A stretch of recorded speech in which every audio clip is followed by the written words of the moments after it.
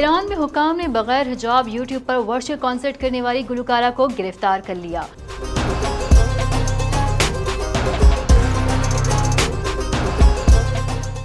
گلوکارہ کے وکیل کا کہنا ہے کہ حکام نے 27 سالہ پرستو احمدی کو ہفتے کے روز شمالی صوبے مزندران کے دارالحکومت ساری سے گرفتار کیا ہے۔ جمعرات کو پرستو احمدی کے خلاف ان کے کنسرٹ میں فن کے مظاہرے پر ایک مقدمہ درج کیا گیا تھا، جس میں انہوں نے بغیر کالر اور استینوں کے ایک لمبا لباس پہنا ہوا تھا، لیکن ان کے سر پر حجاب نہیں تھا۔ ورچوئل کنسرٹ میں ان کے ساتھ دیگر 4 مرد گلوکار بھی شریک تھے۔ پرستو احمدی نے یوٹیوب پر اپنے کنسرٹ سے ایک دن قبل سوشل میڈیا پوسٹ میں کہا تھا کہ میں پرستو ہوں، میں ایک لڑکی ہوں جو لوگوں کی محبت کے لیے گانا چاہتی ہوں۔